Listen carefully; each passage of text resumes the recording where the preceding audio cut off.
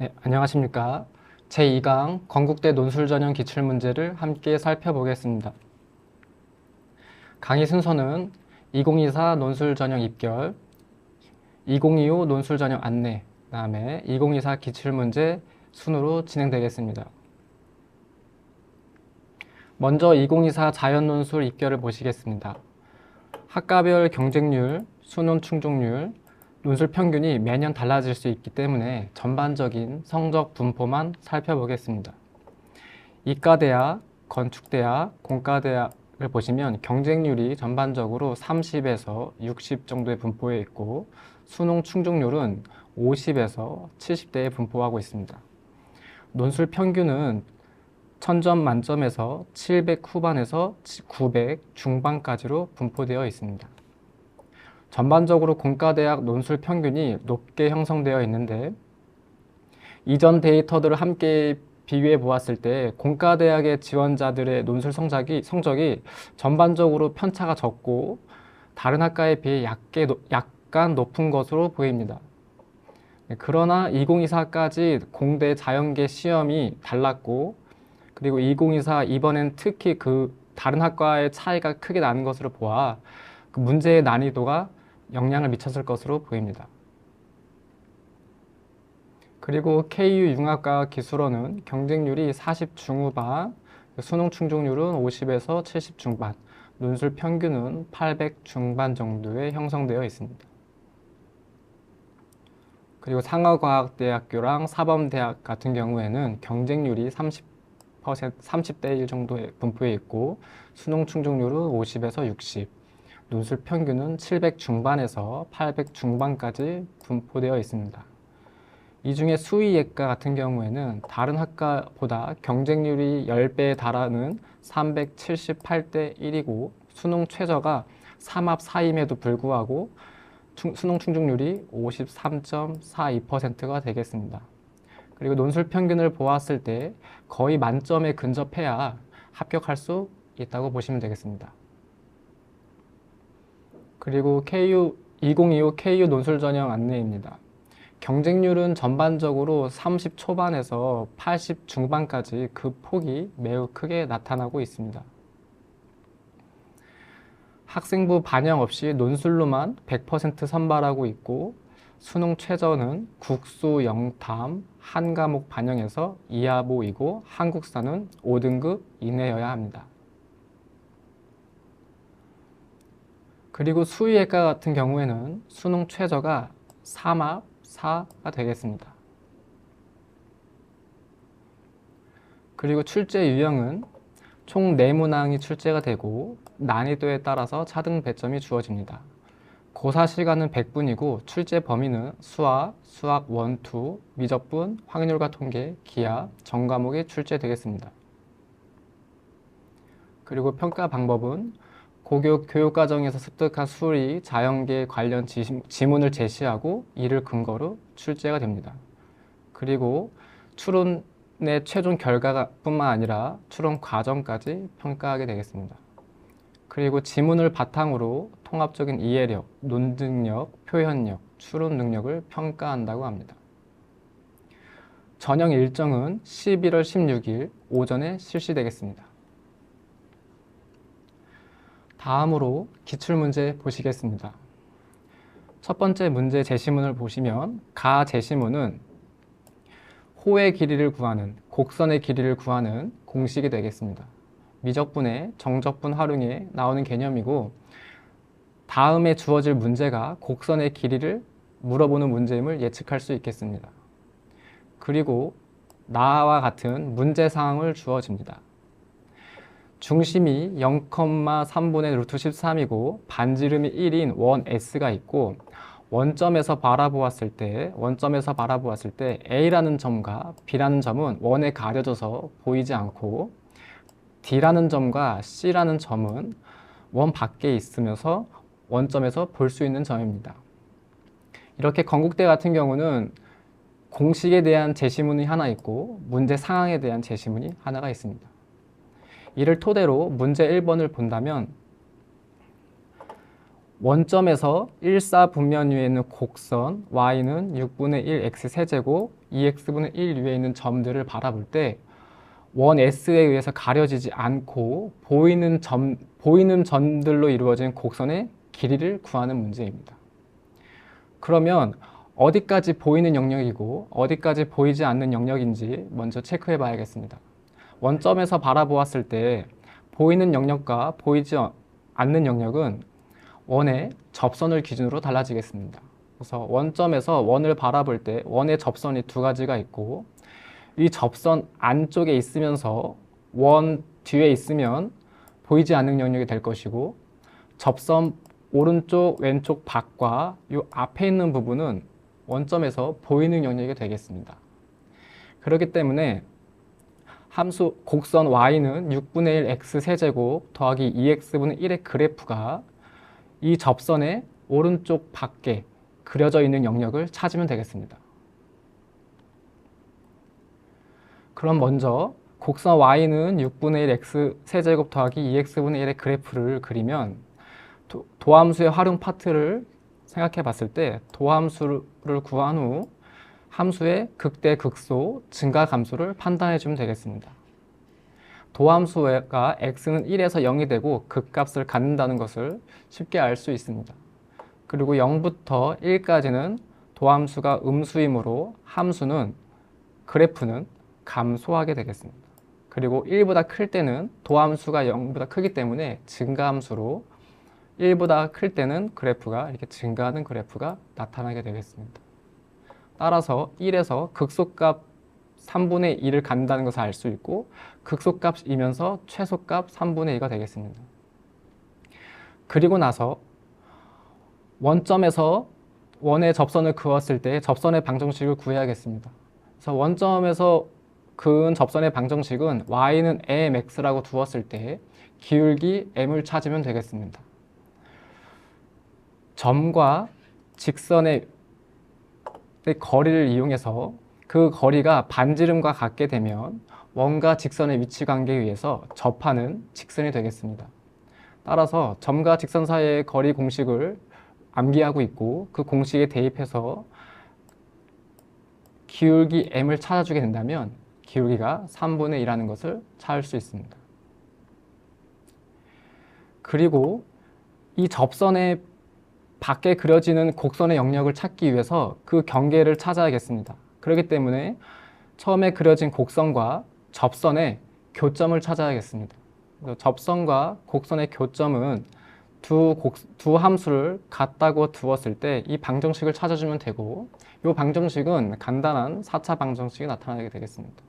따라서 x제곱은 1 또는 3이라는 해를 찾을 수 있고 1사분면에 있는 해는 x가 1일 때와 x가 루트 3일 때로 두 가지가 있겠습니다. 그리고 여기서 x가 1일 때는 1일 때의 교점은 원 밖에 있는 점인 것을 쉽게 알아볼 수 있겠습니다. 따라서 저희가 구해야 하는 이 곡선의 길이는 1부터 3까지 이 곡선의 길이를 구하면 되기 때문에 곡선 길이 공식에 그대로 대입해주면 되겠습니다.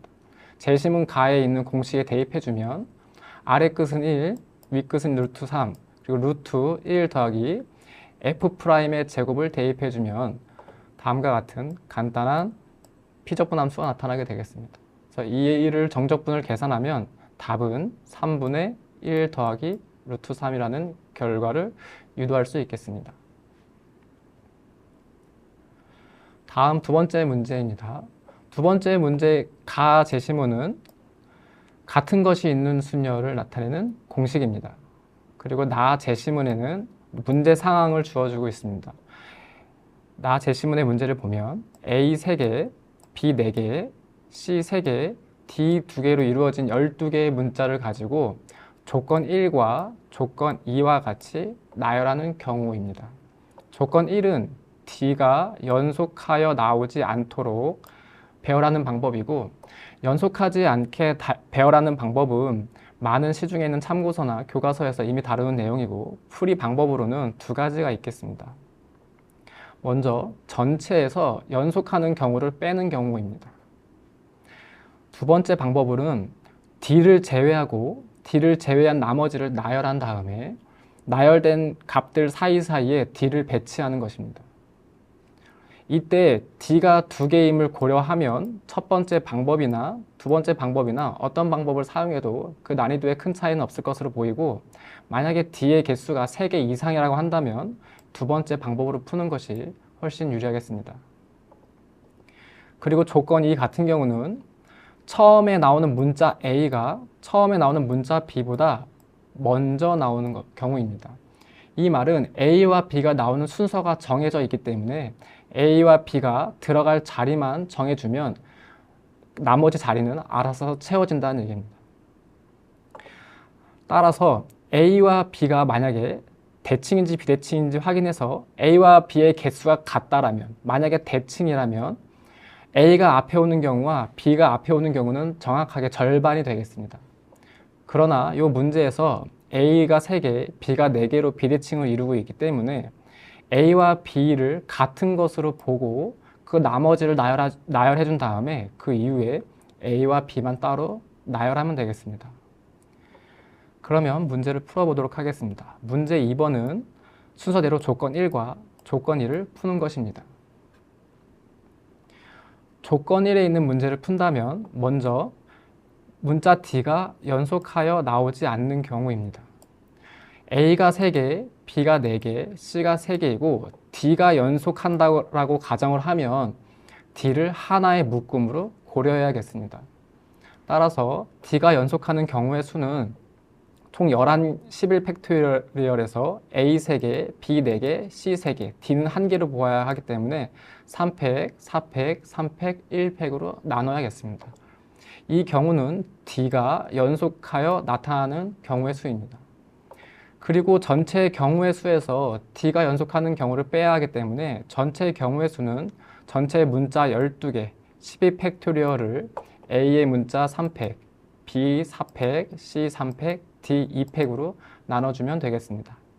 이렇게 전체 경우의 수에서 D가 연속하는 경우의 수를 빼준다면 총 23만 1000이 되겠습니다. 두 번째 풀이 방법으로는 D를 제외한 나머지 10개의 문자를 먼저 나열하는 경우입니다. D를 빼고 10개의 문자를 나열하는 경우는 10팩토리얼 나누기 3팩, 4팩, 3팩이 되겠습니다. 그리고 D를 뺀 나머지 문자들 사이사이와 양 끝을 고려했을 때 총 11개 자리가 있고 이 11개 자리 중에 D가 들어갈 두 자리를 선택하게 된다면 D가 이웃하지 않게 되겠습니다. 따라서 11개 자리 중에서 2개를 뽑는 조합을 계산해 준다면 이것을 곱했을 때 23만 1000이라는 답이 역시 나타나게 됩니다. 그리고 조건 2, 문자 A가 문자 B보다 먼저 나오는 경우입니다. 우선 문자 A와 문자 B의 순서가 정해져 있다고 보면 문자 A와 B는 들어갈 자리만 정해주기 때문에 같은 것으로 보면 되겠습니다. 즉 A, B가 들어갈 자리 총 7개의 자리가 있고 나머지 C 3개, D 2개가 있습니다. 이렇게 A, B가 들어갈 자리 7개와 C 3개, D 2개를 나열하는 경우의 수는 12팩토리얼 나누기 7팩, 3팩, 2팩이 되겠습니다. 그리고 A와 B를 이 자리 7개에다가 배정을 해야 되고 제일 앞에 와야 하는 문자는 A로 고정되어 있기 때문에 그 뒤에 있는 6개의 자리만 A 2개, B 4개를 나열하면 되겠습니다. 따라서 7개 중에서 제일 앞에 오는 A를 빼고 남아있는 6개를 나열하고 A가 2개 남아있고 B가 4개가 남아있기 때문에 2팩, 4팩으로 나눠주면 총 계산값이 11만 8,800이 되겠습니다.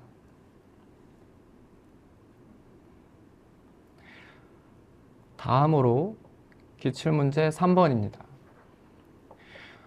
두 함수 y는 fx와 함수 gx에 대해서 닫힌 구간에서의 넓이를 구하는 공식이 되겠습니다. 그래서 가 제시문은 넓이 공식이 되겠습니다. 넓이 공식은 수학2와 미적분에서 배우게 되겠습니다.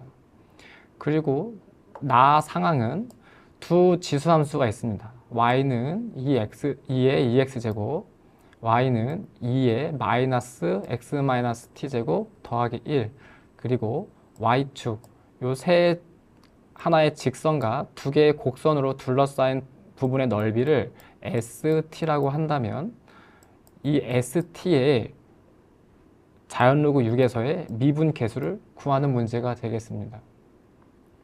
그럼 여기서 이 넓이를 구하기 위해서는 먼저 두 곡선의 교점을 찾아야겠습니다. 그럼 두 곡선의 교점을 찾기 위해서는 2의 2x제곱과 2의 마이너스 x 마이너스 t제곱 더하기 1을 같게 두고 방정식을 풀어야 하는데 이 방정식을 단번에 풀 수 있는 문제가 아닙니다. 따라서 이 교점을 어떠한 새로운 미지수로 둔다면 이 미지수는 여기 나와 있는 문자 t에 대한 하나의 새로운 함수가 되겠습니다. 다시 뒤에서 보시면 교점 x좌표를 a라고 둔다라고 하면 이때 2의 2a 제곱은 2의 마이너스 a 마이너스 t제곱 더하기 1과 같다라는 방정식의 해가 되겠습니다. 그러면 넓이를 구하는 공식에 대입을 하면 st는 인테그랄 0부터 a까지 두 곡선의 차이를 넣어주고 dx를 해주면 다음과 같은 넓이 함수가 나타납니다. 이때 주의해야 할 점은 t에 관한 함수이면서 a 역시도 t에 관한 함수라는 것을 꼭 염두에 둬야 합니다. 그러면 s't를 구하기 위해서 지수함수의 미분과 다항함수의 미분 그리고 합성함수의 미분이 반복적으로 사용되겠습니다. 이 앞에 있는 부분 마이너스 2의 마이너스 a 마이너스 t제곱의 함수를 미분하게 된다면 합성함수의 미분이 되고 뒤에 1 마이너스 dt분의 da가 곱해지게 되고요. 그 다음에 뒤에 a를 미분하면 dt분의 da 그리고 그 뒤에 마이너스 2분의 1 2의 2a 제곱을 미분하게 된다면 마이너스 2의 2a의 합성함수의 미분에 의해서 dt분의 da가 역시 곱해지게 됩니다. 그리고 뒤에 있는 2의 t제곱을 미분하면 2의 t제곱이 되고 상수는 0이 되겠습니다. 이 미분한 식을 정리를 하고 뒤에서 유도했던 방정식을 이용해서 대입을 해준다면 결국에 s't라는 값은 마이너스 2의 마이너스 a 마이너스 t제곱 더하기 2의 t제곱이라는 식으로 간단하게 표현이 되겠습니다. 그럼 우리가 최종적으로 구해야 하는 답은 t에 자연로그 6을 대입해야 하는 문제입니다. 그래서 자연로그 6을 대입하기 위해서는 t에 자연로그 6을 대입한다면 a의 값이 얼마인지 역시 저희가 알아야겠습니다. 그래서 t에다가 자연로그 6을 대입한다면 2의 2a 제곱은 6 곱하기 2의 마이너스 a 제곱 더하기 1이라는 방정식이 만들어지고 이 방정식을 풀어서 a의 값을 찾아주면 되겠습니다. 이 방정식은 2의 a제곱에 관한 3차 방정식이 되겠고 치환을 이용해서 b세제곱 마이너스 b 빼기 6은 0이라는 3차 방정식을 풀어준다면 b가 2라는 근을 찾을 수 있겠습니다. b라는 것은 2의 a제곱이었기 때문에 a라는 값은 자연로그 2가 되겠습니다. 따라서 최종적으로 저희가 구하는 답은 S' 자연로그 6은 마이너스 2의 t에 자연로그 6을 대입하고 a에다가 자연로그 2를 대입하고 여기 있는 t에다가 자연로그 6을 대입해서 계산해 준다면 마이너스 6 곱하기 2분의 1 더하기 6이 계산이 되어서 총 3이라는 답을 유도할 수 있겠습니다. 그리고 네 번째 기출문제입니다. 제시문 가는 삼각함수의 정의를 길게 나타낸 것입니다. 그리고 제시문 나의 문제 상황을 보시면 제시문 나는 한 변의 길이가 1인 정사각형이 있고 점 P는 반지름이 3인 원 위에 있는 점이 되겠습니다. 이때 점 P에서 사각형을 바라보았을 때 그 벌어지는 각도를 알파라고 나타내고 있습니다. 그럼 문제 4번을 보시면 코사인 알파가 최소가 될 때 점 P의 좌표를 찾고 또 그때 코사인 알파를 구하는 문제입니다. 실제로 코사인이라는 값은 0부터 2분의 파이까지 감소하는 함수이기 때문에 만약에 이 각이 90도가 넘어가지 않는다면 이 각이 벌어지면 벌어질수록 작은 값이 되겠습니다. 만약에 P의 위치에 따라서 이 벌어지는 정도가 어떤지 확인해 보면 첫 번째는 P가 요 위치에 있을 때 정사각형의 대각선을 한 변으로 바라보는 삼각형이 있겠습니다. 또는 정사각형의 한 변을 삼각형의 한 변으로 바라보는 위치에 있을 수 있겠습니다. 직관적으로 보았을 때 두 개 중 더 각이 크게 벌어지는 경우는 이 경우일 것이고, 그래서 대각선을 한 변의 길이로 갖는 삼각형일 때 코사인 알파가 최소가 될 것이라고 추측할 수 있겠습니다. 그럼 조금 더 엄밀하게 한번 계산해 보겠습니다. 만약에 점 P의 y좌표가 1보다 작다라면, 즉 점 P에서 바라보는 사각형을 바라보았을 때 이 한 변의 길이가 정사각형의 한 변이 된다면 이때 원점에서 점 P까지의 거리는 반지름 3이 되고 0,1에서 점 P까지의 거리는 얼마인지 모르기 때문에 문자 D로 두겠습니다. 그렇다면 이때 코사인 법칙에 의해서 코사인 알파의 값은 2배의 3 곱하기 D가 되겠고, 분자는 3의 제곱, D의 제곱 빼기 1의 제곱이 되겠습니다.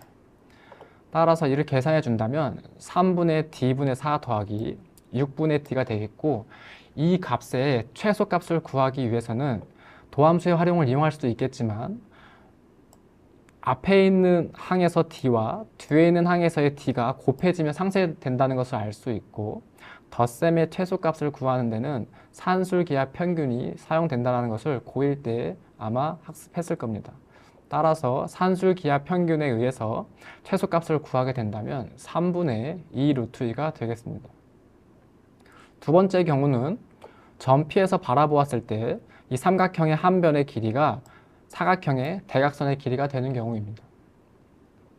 이것도 역시 마찬가지로 원점에서 점 P까지의 거리는 반지름 3이 되겠고 1,1에서 점 P까지의 거리는 D라고 두면 코사인 법칙을 이용해서 2 곱하기 3 곱하기 D 분의 3의 제곱, D의 제곱 빼기 이 대각선의 길이는 루트 2라는 것을 알 수 있기 때문에 루트 2의 제곱해서 2가 들어가게 됩니다. 즉 이거 역시 마찬가지로 계산해주면 6D분의 7 더하기 6분의 D가 되고 산술기하 평균에 의해서 최소값이 3분의 루트 7이라는 값을 알게 되겠습니다. 두 가지를 비교해 봤을 때 3분의 2 루트 2라는 값은 3분의 루트 8과 같은 값이기 때문에 실질적으로 P의 y좌표가 1보다 큰 경우에 더 작은 값을 갖게 되겠습니다. 따라서 코사인 알파의 최소값은 3분의 루트 7이라는 것을 하나 찾았고, 그 다음에 저희가 해야 할 것은 점 P의 좌표를 구하는 것입니다. 이때 점 P의 좌표를 구하기 위해서는 점 P가 동경 X축과 이루어진 이 각도를 알아야겠습니다. 그러면 이 동경 각도를 구하기 위해서 살펴보면 먼저 각 P 원점과 1,1을 지난 이 부분의 각도를 세타라고 잡는다면, 이 각도를 세타라고 잡는다면 저희가 구해야 하는 이 중심각은 45도 더하기 세타가 되겠습니다. 즉 중심각의 크기는 세타 더하기 45도인 4분의 파이가 되겠고, X좌표는 반지름 3 코사인 중심각, Y좌표는 3 사인 중심각이 되겠습니다. 그래서 중심각은 세타 더하기 4분의 파이이고, 미적분에서 배우는 삼각함수의 덧셈 정리를 이용해서 3배의 코코사사를 대입해주고 1-2분의 루트 14라는 것을 찾을 수 있겠습니다. 즉 x좌표는 1-2분의 루트 14가 되고, 같은 방법으로 사인의 덧셈 정리를 이용해서 사코코사에 대입을 해준다면 y좌표는 1 더하기 2분의 루트 14가 되겠습니다. 이렇게 코사인 알파의 최소값은 3분의 루트 17, 그리고 전피의 좌표는 1-2분의 루트 14, 1 더하기 2분의 루트 14라고 결론을 낼 수 있겠습니다. 다음은 기출문제 채점 기준 예시입니다. 건국대 같은 경우는 채점 기준이 A풀, A, B풀, B, C, D, F로 이루어져 있으나 A풀 A, E와 F는 모두 공통적인 기준이고 실질적인 핵심 채점 기준은 B풀 B, C, D가 되겠습니다. 본인이 문제를 풀고 채점을 했을 때 B풀 B, C, D에서 구하라고 하는 요소를 모두 구하였는지 확인하시면 되겠습니다. 그리고 문제풀이 실행을 할 때 반드시 구해야 하는 것이 무엇인지, 문제를 풀면서 목표가 흐트러지면 안 되기 때문에 반드시 무엇을 구해야 하는지 명확하게 인지를 하고, 부분 점수가 있기 때문에 최대한 이끌어낼 수 있는 주요 정보들을 서술해야겠습니다. 그리고 또한 계산 실수를 주의해야 하는데, 특히 초반에 있는 계산 실수는 나머지 모든 부분에 영향을 주기 때문에 초반 계산 실수를 하지 않도록 꼭 주의하시기 바랍니다. 네, 이상으로 2강 강의를 마치겠습니다. 감사합니다.